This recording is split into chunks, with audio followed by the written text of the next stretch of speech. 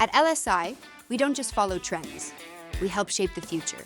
Welcome to Behind the Win, the podcast where we break down the biggest moves in tech, innovation, leadership, and government contracting.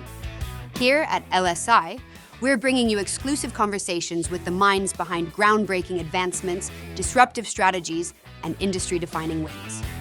From retail to tech, defense to government solutions. This is where you get the insights to stay ahead. Let's go behind the win. Welcome to another episode of Behind the Win, where we dive into the minds of industry leaders shaping the future of business. Today, we're joined by Catherine Bennett, executive editor at Utah Business. With a rich background in marketing and a passion for storytelling, Catherine brings a unique perspective on driving business growth through strategic marketing, leadership excellence, and innovation. Let's dive into the conversation. Catherine, I'm so excited for you to sit down with us today and get you here finally, so I appreciate it. Got some icebreaker questions for you. Perfect, I'm ready. Okay. If we looked at your recently played list, what song would surprise us the most that you listen to? Oh, man. Okay. I mean, I am a millennial, and so I've kind of been going back to the early 2000s rap R&B scene. Ooh, so like Ja Rule and Ashanti. What's Love? Yep. That one has popped up. I don't know. I wake up and I'm like, that's the one I need to get me going today. It's so funny. And it was like that time that like MTV music videos were like finally phasing out like right after that. But people actually care. I don't know. It was a whole like music video era, I think, in the R&B hip hop world. So that's probably surprising. I actually love rap. Okay, I R&B. love So that's amazing. That's an outlier a little bit. My husband's a millennial. I'm like the generation just prior, but on the brink. Right. So I'm always telling him like I'm elite because I'm like I still had all the hard stuff that this generation have, but I get technology and I love your guys' music. So yep, you can claim whatever you want.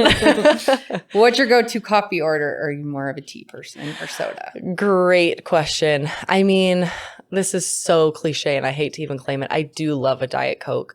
Okay. But I have recently got on the Perk bandwagon. Do you know the Yes, Utah so company I've Perk? seen, I have friends that drink some of it. Yes. I just really love the chai flavor that they have. Okay. And I love that you get collagen. And I've just become such a... Yeah, it has everything in it and then it gives you energy too, yeah, there's right? protein in it. And so it checks multiple boxes, and I've just become a total Utah Business nerd. So any business I can support. And they're a Utah Business. Yes. I didn't know that. Yeah. And genuinely, I just think it's so good. It's become like a staple. Okay. I'm going to have to try it. I love it. I mean, I'm going to save on my Starbucks bill every month for sure.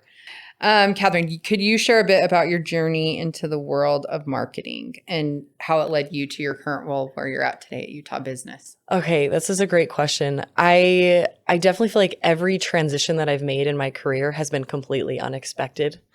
I look back at the milestones that have happened, and I feel like my career like kind of chose me. Mm-hmm. I think a lot of people feel that way. You just make the best educated decision you can. But so I actually have a journalism degree. When I was in college, my senior year, I was the editor of the paper at Utah State. And it was actually like a whole thing. Like it was printed 3 times a week. And we were all, me and the team were up at 1 a.m. trying to get it off to press 3 times a week, like with a full workload of classes and everything. It was a lot. Like it was a grind. And then you actually learned how to manage people. Like it was herding cats, like herding these students to get their work done. And so that was a really cool experience. But when I graduated, I was like, I did the wrong thing. I was like, I'm going to be poor forever. Mm-hmm. I'm not going to make a good living from this. And I also realized I'm not, while I respect journalists so much and their kind of need to seek justice and the truth. And I was finding myself writing like crime stories or trying to, investigate into something that wasn't right. And I was like, I'm not this person, actually. I appreciate the people that are that person. But I was like, I really just want to celebrate people and celebrate the wins. And so between those two things, I was honestly super lost. I just thought I screwed this up. What to do. Yeah, I was like, I totally screwed this up. I knew that I loved leadership and I loved writing. And I had no clue how those came together at all. And then luckily I got like kind of a gap filler job right after college as I kind of processed what I was going to do. And then suddenly I started applying for jobs, and I landed a marketing communications job that was actually incredible. And I realized when I got like a couple months into that job, I was like, duh. Yeah, this is what I didn't even love. think to get a marketing degree or that was aligned with my skills, because I always was so averse to being like data, because my mind doesn't naturally work that way or get excited about, but now it does. I mean, Yep. now that I've been in it, I love it. But at the time I couldn't see it. So I wish I think, and Yeah. someone has told me before too, that you'd be surprised how many people that their degree actually relates to what they're doing today, So right? I'm much. definitely one of those that it doesn't, for sure. So it's insane to me, but Yeah. I love that. And then how old were you when that happened? I think I was is that right out of barely college? 23. So Okay. I got kind of a gap filler job for between 22 and 23. And then around the time I turned 23, I got this marketing job, which grew into, quickly after that, I was promoted to be the global marketing communications manager, which meant I had a team of translators that everything I'd write or create, I would send it out to these translators. And yeah, it was interesting. I traveled a little bit and got to have a really different experience than I ever thought I would have. That's So amazing. As executive editor, how do you balance storytelling with also strategic goals that I'm sure you have at Utah Business? Yeah, absolutely. I actually said, because I'm really fresh on this job, I'm about 4 or 5 weeks in, and I when I was interviewing, a very thoughtful question, someone that was interviewing me asked me a very thoughtful question and just said, what does this job need to be for you for it to like be a home run, for it to be something that you're interested in? And I said, I need to be part of the strategy. I love telling stories, but if I'm not part of the growth or, the long-term success of Utah Business, Right, you don't want to just execute what someone else is coming up with. You want to be part of that. Yes, think and I mean, tank that's coming right, up with it. and things are obviously with AI and digital and all these things, like the world is changing constantly. The fact that we have a print magazine still is, I think, surprising to everyone. Sure. Like, print was dying 10 years ago. And so it's like, is this the year? Is this the year? In your experience, what are some key marketing strategies that have proven effective in driving business growth, especially for companies here in Utah? I think that Utah does a good job of balancing digital and in-person marketing. I think when we think about marketing recently, and I realize I'm not coming from e-commerce, and I'm coming from the more of like the B2B landscape, though I've worked with e-com. I mean, that is its own set of rules. Yep. But I think something that I've witnessed is how do you use community building to grow marketing and this applies to digital too. How do I really strengthen and treat my audience like real relationships and customize, which is an interesting dichotomy when you think about AI and how we're trying to mass send information to people. And so I've seen it be really effective when people can find events that resonate on topics that resonate, and they're coupling that with digital strategies, because then, everything changes when you can look someone in the eye or see them. Not every company can do that, but even some big companies, right? I'm thinking of Pattern. They have partners that they help, and they're kind of bigger ticket clients. But they can do that, they can leverage, and they do leverage events too. So I think making sure the strategies aren't, I'm sending you emails, I'm sending, I have an ad strategy, without deepening those connections further and really being intentional about going down the sales funnel or the marketing funnel and then the sales funnel. That we don't lose sight of the human element of it, and how do we do that effectively? Yeah, and I think it's evolved immensely over the last 10 years because people never used to talk about the user experience, right? And your users as you care about them. They're not just revenue generating. And I've seen that evolve in so many aspects of business that it's fascinating for sure. Yeah. How do you see the role of content marketing evolving in the current business landscape? Ooh, I have so many questions around this too. I'm learning along with everyone else about, I have a number actually of good friends that own marketing businesses or content marketing businesses, and they're all having these questions of like, I need to change, I need to adapt. And I had a marketing agency before my previous job for 7 years, and I would have been asking the same questions, like, how do I stay relevant here? You got to be able to pivot. Yep. But there are questions. So I think it's, how do we adopt AI more? How does that become like a seamless part of our offering? But then pricing, does that need to change? Probably, in a way. We can't be doing things the same way we have been. But at the same time, my questions, now that I'm in a journalism space, is, do stories become more valuable when you know that they're real, coming, this is the exact thing that came out of this person's mouth? Or does it just get lost in the noise of all the content that's creating? So we've talked a little bit at Utah Business about, well, what if we just kind of were cranking out digital content to help our SEO strategy?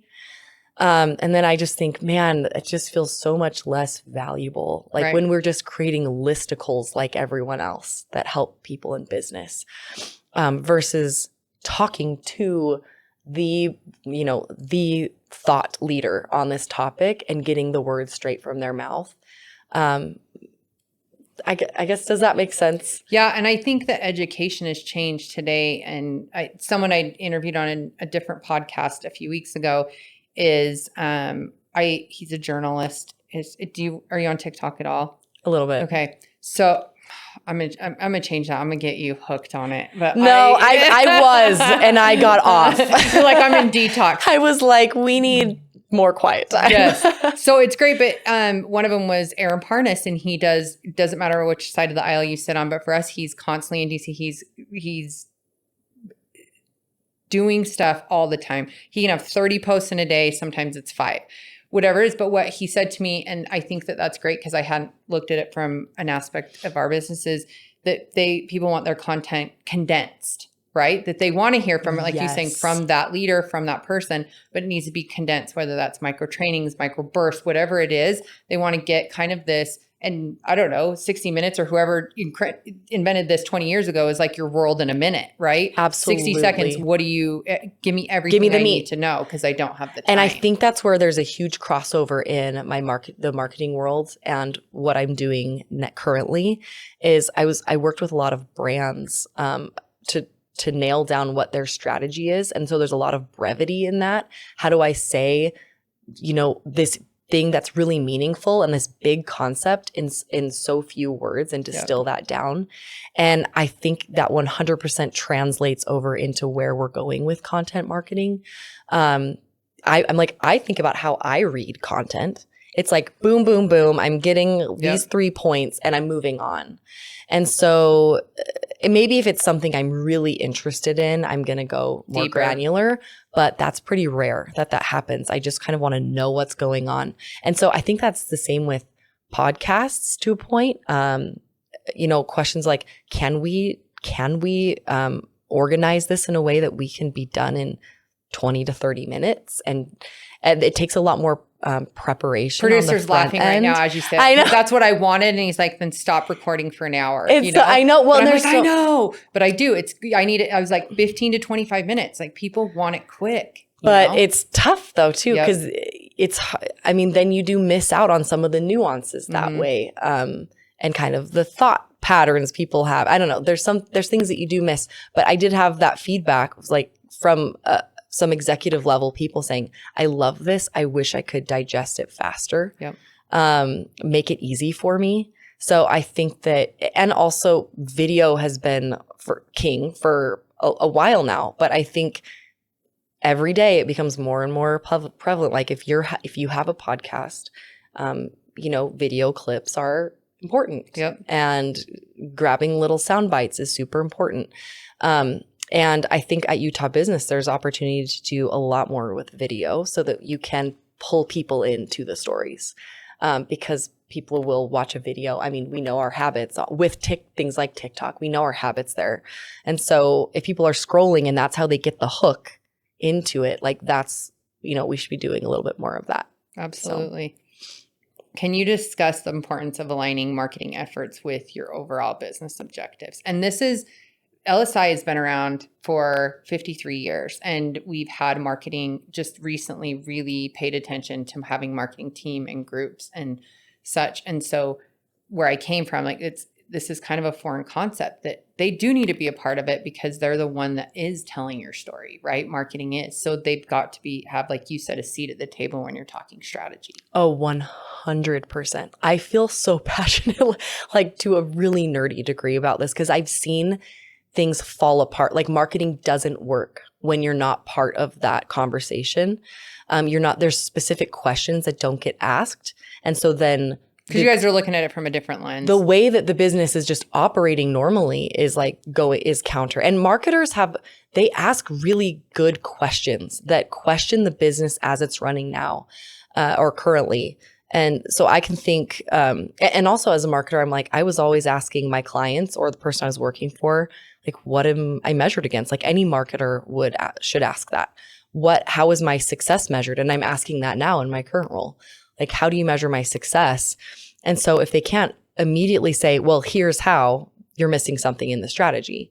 And if you can, but there's not like the how or the why, or if you can't answer why for everything in your business, you're missing something in the strategy. Well, why do we do this? Oh, we do it because our strategy says this and our purpose says this. And so then strategy needs to also be linked to purpose, which is a brand question usually. And so if you're just doing strategy for strategy's sake and it's not all kind of aligning to this a concept that is meaningful, there's purpose tied to it, then everything else kind of crumbles or doesn't feel as long-term or meaningful, I guess. So I think from a marketing perspective, when you're asking questions like, who is your audience? Why should they care about this?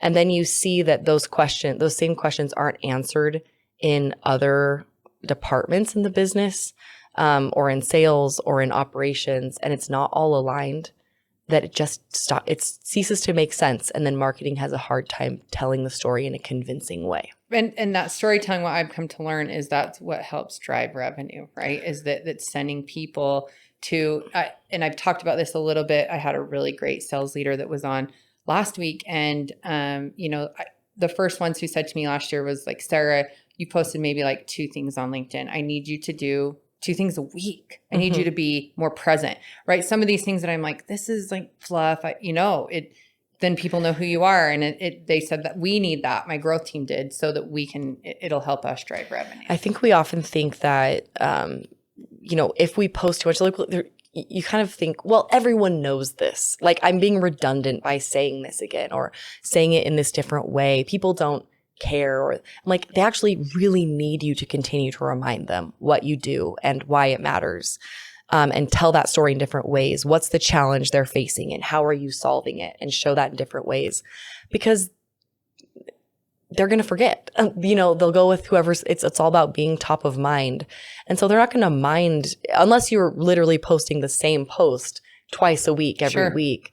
Like obviously that's a problem and people will see that, but that's what content is. You have a strategy, a purpose, and you're spinning that up into like micro stories to tell that same like bigger story.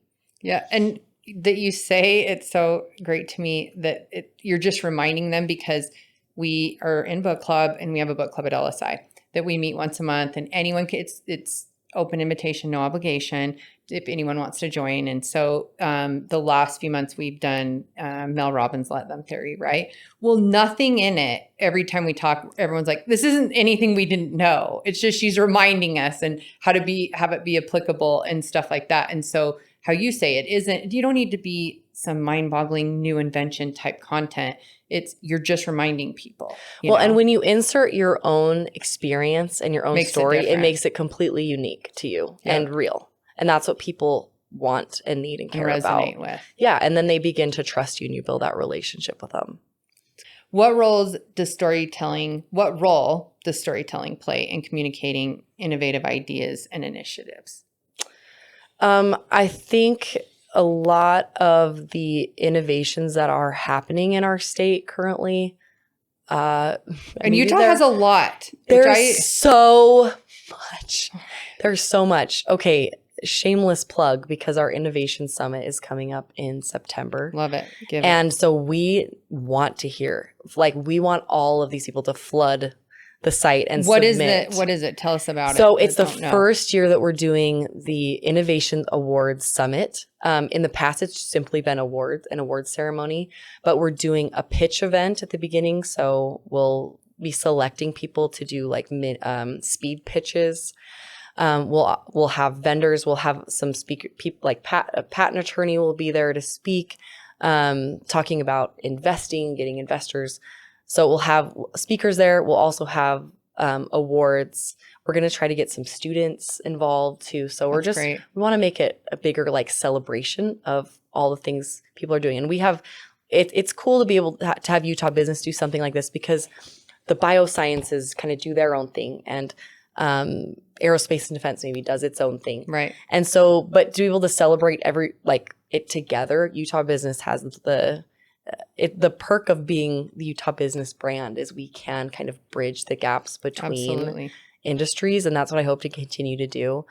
So anyway, that's that. But generally speaking, when we hear about these innovations, it's hard to kind of wrap our mind. A lot of them are really technical. Some of them aren't, and some of them are like, oh, that's a really cool idea. Like that's a new, maybe it's just a simpler like home product that has a different spin on the formula, or a different, addition to something. And you can kind of understand it. But I think a lot of the really impressive stuff that's happening, well, it's all impressive. I'm not going to say one's more impressive, but the stuff in the health sciences has stood out to me, and aerospace. Those are just standing out to me recently. I think they're hard to understand sometimes, or what does that mean? And what does that mean for our economy? What does that mean for the person using it? So to understand the technology in a way that resonates or you can remember, I think storytelling becomes incredibly valuable there, because you can break it down, simplify it, and answer some of those questions for people. And then the better they understand it, the more maybe they'll get involved or share it. Or I think when it feels what's the word? Like it's unapproachable because you can't understand it. Yep. Then it just kind of falls, kind of to the bottom, even though it's incredibly impressive. When we storytell, we make it accessible. Yeah, that's great. Because in clients that we work with, there's lots of them, because it's in aerospace and defense, the majority of our clients. And so when they explain their technologies, right, I'm always saying, someone's like, well, we do additive manufacturing or nanotechnology. And I'm like, give me that in terms, help me understand, what does that look like for someone like me? And they say, oh, that's 3D printing. I'm like, great. That's there it is. Right there it is. That's all I need. All that big jargon you just used meant nothing to me, but that example you gave me, I got it. Yeah, absolutely. And that's why, again, I come back to, why does it matter? If you can answer that, and people go, oh, I'm on board, or no, I don't get it, What advice would you give aspiring marketeers and business leaders aiming to make that impact in their fields? I think we have a lot of narratives in our head that if we try this new thing, or we go to this, we accept this new position, or we even apply for this position that maybe seems a little above or outside of our scope, that we say, I've learned, like, don't say no, like for other people. And don't say no for yourself. Like, say yes. And you'll be shocked by what happens if you go through life just saying yes more than you say no. And the stories that you tell yourself should say yes almost all the time. Of course, there's you need to protect yourself from, doing things that aren't going to benefit you. But if it's a good thing, say yes. What's the worst that can happen? Well, I think that's easier. We know this, statistically speaking, for men to do than women to do, right? Absolutely. Because we underestimate what we can do, where, all those things that it's harder for us to say the yes. Like, are we good enough? Are we talented enough? Should we really be the one saying yes? Should they be asking me, etc.? And it's so real. I would be completely lying if I said I took my recent job and I was like, I'm the perfect person for. yes to that. Like, I'm like, I can confidently say I can do this job really well. But then you go, but me, really? Of all the people, are you sure me? Right? I think we do that a lot. But if we're shameless and just saying, asking, right? Ask the question. Recently, this past year, I said that I would do this American Heart Association campaign. I've never raised money ever, but a friend asked me to do it, and I said yes. And through that experience, we raised more than $27,000. It's amazing. And we won, like my team won. And it was like, because I said, I'm just going to ask as many people as I can to be on my team. I'm going to ask if we could do this event, if that would work. I'm going to ask everyone I know if they'll donate, right? And that's uncomfortable. It's really uncomfortable. But if I hadn't asked, or if I had told myself, no, don't ask that person, they're not going to be able to. And then they definitely wouldn't be able to, because you didn't even give them the opportunity to say no. So, and what's the worst thing that can happen is they say no, and you go, cool, thanks for, thanks for even considering. Thanks for having the conversation. And you move on. It's not internal. It's not personal. So I would say, if you're aspiring, say yes and ask for exactly what you want. And if the answer is no, keep asking. Yep.